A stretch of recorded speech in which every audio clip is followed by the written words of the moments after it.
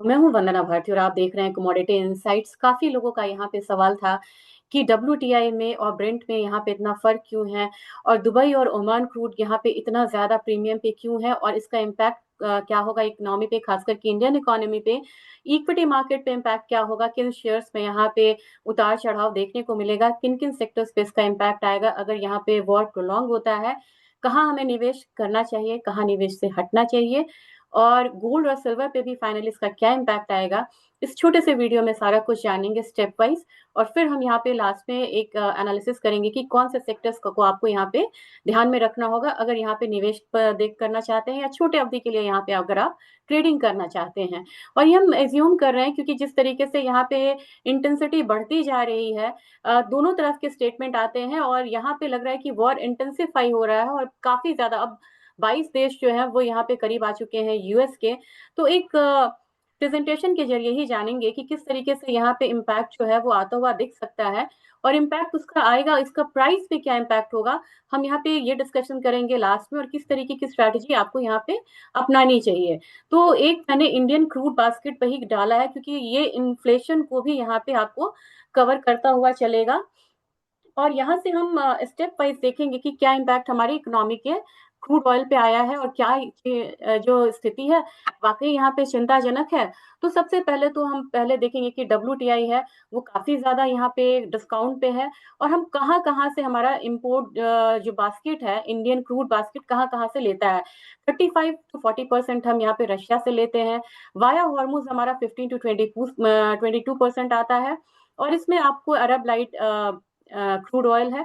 Waste Asia से हमारा 6 to 10% का आता है। इसके बाद आपको वेस्ट अफ्रीका से 8.12%, 8 to 12% आता है। अमेरिका से हमारा 6 to 10% आता है, और घरेलू बाजार में हम सिर्फ 6 to 8% यहाँ पे प्रोड्यूस करते हैं अपना, यानी कि पूरी तरीके से हम डिपेंडेंट है, और हमारा जो 90% क्रूड है वो बाहर से आता है। अब यहाँ पे लैंडेड कॉस्ट क्या निकल के आ रही है, क्योंकि फ्रेट कॉस्ट काफी ज्यादा बढ़ रहा है।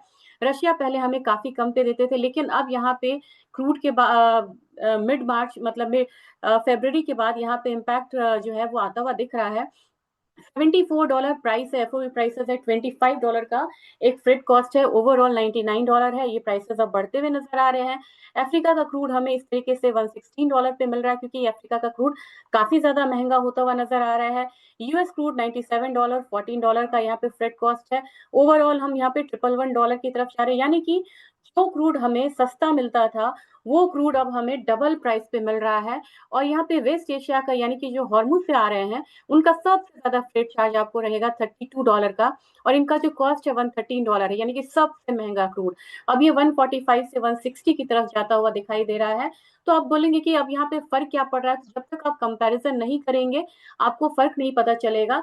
मिड फरवरी में यही ब्रेंट क्रूड हमें टोटल मिलता था $72 में।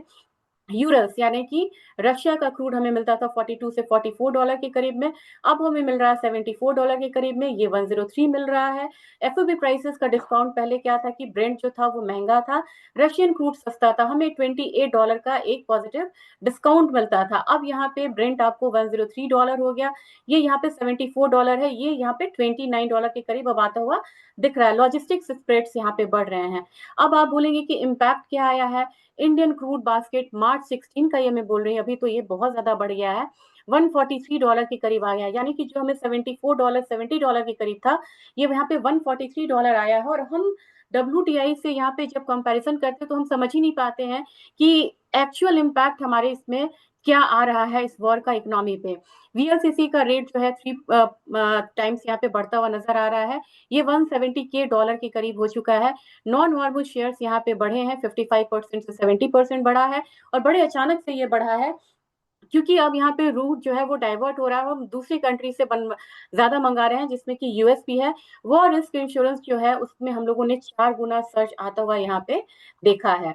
अब इसमें कहेंगे कि की मार्केट ऑब्जर्वेशन हमारा क्या है यहाँ पे, और किस तरीके से प्राइसेस यहाँ डील करती है। जब 2022 में रशिया यूक्रेन वॉर हुआ था तो हम पीक किए थे कितने पे, मार्च से लेके जून में, फरवरी में स्टार्ट हुआ था, और ये वॉर भी यहाँ पे फरवरी लास्ट पे स्टार्ट हुआ। इस बात को ध्यान दीजिएगा, ये कोइंसिडेंस है।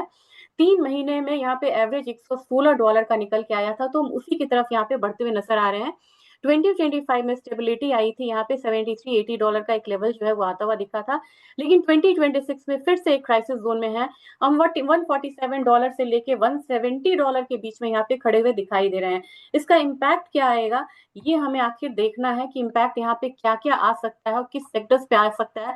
सबसे पहले जब आप इकोनॉमी को रीड कर लेंगे, स्टडी कर लेंगे, तो आपको पता चल जाएगा कि क्या मतलब यहाँ पे इम्पैक्ट जो है वो आता हुआ दिख सकता है। जीडीपी ग्रोथ अगर मान लीजिए कि हमारा 130 से ऊपर यहाँ पे सस्टेन करता है, तो हमारा जीडीपी जो है वो 7.2% से 6.4% का डाउनसाइड देखने को मिलेगा, यानी कि 6.4% तक आ सकती है। अब आप बोलेंगे ये कैलकुलेशंस कैसे होता है, हर चीज को कैलकुलेट करिए, अंदाजा मत लगाइए। हर जो $10 क्रूड ऑयल बढ़ता है वो हमारी जीडीपी को 0.5% से कम करता हुआ नजर आता है। अब ये चीज 70 से आपको बढ़ी है $100 तक, तो आप इमेजिन करिए कि $30 ऑलरेडी यहाँ पे बढ़ चुका है, तो आप 1.5 का डेंट यहाँ पे मान के चल सकते हैं, जबकि एक्चुअल में यहाँ पे इससे भी ज्यादा है। कोर इन्फ्लेशन, अब आप यहाँ पे ऑलरेडी हाइक आता हुआ देख रहे हैं प्रीमियम क्वालिटी में, 5 to 10 रुपीज का यहाँ पे फ्यूल चार्ज मतलब जो हाइक है वो देखने को मिलेगा, ये इन्फ्लेशन में आ सकता है। और इन्फ्लेशन जो है वो 5.5% के करीब यहाँ पे बढ़ता हुआ नजर आ सकता है 2027 में। अब रिटेल इन्फ्लेशन जो है वो कितना बढ़ सकता है, ये 25 से 50 बेसिस पॉइंट तक बढ़ सकता है because of crude oil. Wholesale price index का भी यहाँ पे 5.5% का यहाँ पे प्रोजेक्शन है, क्योंकि कमोडिटी में अब आप बोलेंगे कि क्रूड का क्यों इतना इम्पैक्ट है। क्रूड सबसे बड़ा आइटम होता है हमारे इम्पोर्ट के लिस्ट में, इसके बाद सोना होता है, इसके बाद ऑयल सीड्स होता है। तो 3 मेजर इंपोर्ट्स आइटम है, पहला क्रूड, फिर हमारा सोना, फिर हमारा ऑयल सीड्स। इंपोर्ट बिल हमारा बढ़ सकता है प्लस 12 to 15 बिलियन डॉलर से करीब यहाँ पे बढ़ सकता है। इसकी वजह से हमारा करंट अकाउंट डेफिसिट आ सकता है 3.2% ऑफ जीडीपी, ये यहाँ पे बढ़ के आ सकता है। और जबकि करेंसी हमारी ऑलरेडी यहाँ पे आप देख रहे हैं कि 90 जोन से हमारा 93.5 जोन पे है। अगर इस तरीके से प्राइसेस हायर साइड रहा तो 95 96 कहीं भी हमारा जो मतलब की करेंसी है वो डिप्रिशिएट हो सकती है। और जब ये हम इंपोर्ट के बेसिस पे जब हमारा इन्फ्लेशन आता है, तो इसे हम एक टर्म्स देते हैं इम्पोर्टेड इन्फ्लेशन। तो ये हमारी अपनी इकोनॉमी का नहीं है, बट लेकिन यहाँ पे हम इम्पोर्टेड इन्फ्लेशन को सफर करेंगे। फिजिकल डेफिसिट अगर यही हाल रहा, 5.6% यहाँ पे प्रोजेक्टेड होगा। और यहाँ पे इंक्रीज सब्सिडीज का बर्डन है, क्योंकि अब सरकार यहाँ पे एक $45 पे 145 से $150 पे इंपोर्ट कर रही है, और सब्सिडीज में वो उसी रेट पे दे रही है। तो यहाँ पे फिजिकल डेफिसिट आपको बढ़ता हुआ नजर आएगा, क्योंकि आम कंज्यूमर तक सरकार ये जाने नहीं देती है। अब कौन कौन सी कैटेगरी आपको यहाँ पे ध्यान रखना होगा, अप स्ट्रीम पीएसयू इस इंक्रीज से यहाँ पे फायदे में रह सकते हैं। ओएनजीसी वगैरह आपको यहाँ पे देखना होगा, ऑयल इंडिया को देखना होगा, वहां पे ब्रेंड का प्राइसेस जो है वो बढ़ सकता है, और हर $5 के बढ़त पे उनका जो ईपीएस है, अर्निंग पर शेयर, वो 7 to 12% बढ़ता है। इस पे बाद में मैं डिटेल से भी आपको बताऊंगी, और आपको कहीं भी निवेश करने से पहले खुद का एक मतलब असेसमेंट करना होगा। ऑयल मार्केटिंग कंपनीज, इनके लिए नेगेटिव होता है, क्योंकि इनका मेन जो प्रोडक्ट होता है वो यहाँ पे क्रूड ऑयल होता है।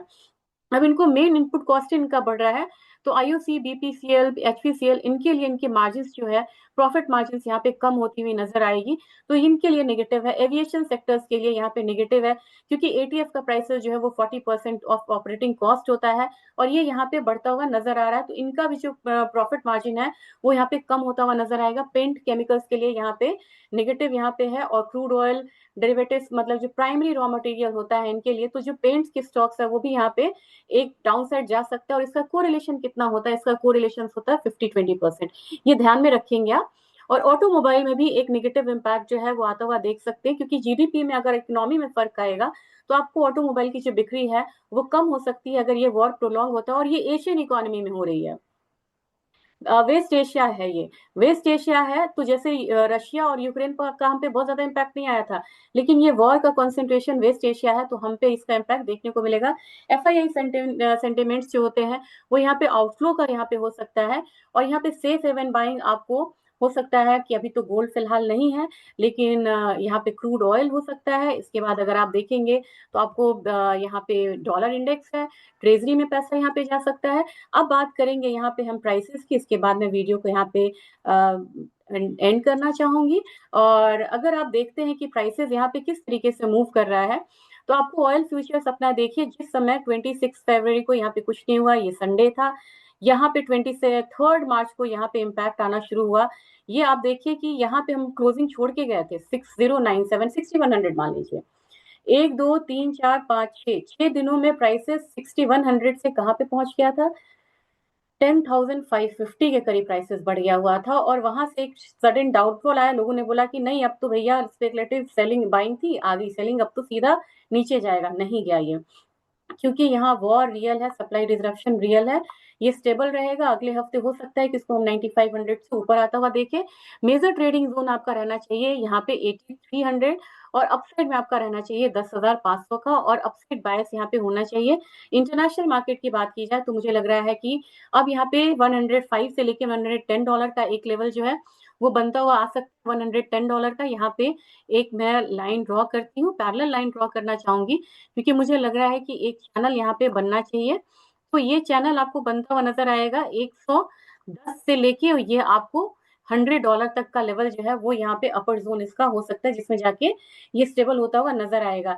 वाइंड अप करने से पहले मैं नेचुरल गैस को दिखाना चाहूंगी। नेचुरल गैस ये हेनरी हब है, बहुत ज्यादा इम्पैक्ट नहीं आ रहा, लेकिन एशियन गैस पे कौन इम्पैक्ट है, टीटीएफ पे इम्पैक्ट है। मुझे लग रहा है कि आने वाले समय में प्राइसेस जो है नीचे की तरफ, अपना जो नेचुरल गैस है वो 272 से नीचे नहीं जाना चाहिए, 270 से 2 के करीब आए तो यहाँ पे एक्यूमुलेशन जोन है, और यहाँ पे जो अपसाइड कैपेसिटी रहेगी इसकी 311 रहेगी, और जो डाउन साइड है जहाँ पे फिर से नेगेटिव सेंटिमेंट्स को मतलब शुरू कर सकता है, वो मैक्सिमम यहाँ पे 250 के करीब है। तो ओवरऑल देखा जाए तो आपको जो एनर्जी पैक है, जब तक ये बहुत शांत नहीं हो रहा है, एक अपसाइड को ये मेंटेन किया रहेगा। इकोनॉमी के लिए बिल्कुल अच्छी नहीं है, लेकिन संभल के ट्रेड करिएगा। जिस जिस सेक्टर्स में आपको इसमें इससे रिलेटेड फायदा लगे वहीं पे निवेश करिएगा। और वीडियो अच्छा लगा तो वीडियो ज्यादा से ज्यादा शेयर करिएगा। कोशिश करूंगी छोटे से वीडियो में मैं निफ्टी और क्रूड ऑयल के इम्पैक्ट का, सिर्फ इस वॉर का एक आपको 2-3 मिनट का वीडियो बस वो रहेगा कि किस तरीके से इम्पैक्ट निफ्टी पे आ रहा है, और निफ्टी से आप कोरिलेट करके, क्रूड से कोरिलेट करके निफ्टी में ट्रेड कर सकते हैं। और जब तक क्रूड में बहुत ज्यादा डाउनसाइड नहीं आएगा, तब तक आपको गोल्ड भी बहुत ज्यादा स्टेबल नहीं होगा, ना निफ्टी यहाँ पे होगा। तो क्रूड के बेसिस पे आप निफ्टी और गोल्ड दोनों में ट्रेड कर सकते हैं। शेयर करूंगी वो वीडियो जैसे मुझे टाइम मिलता है। Thank you.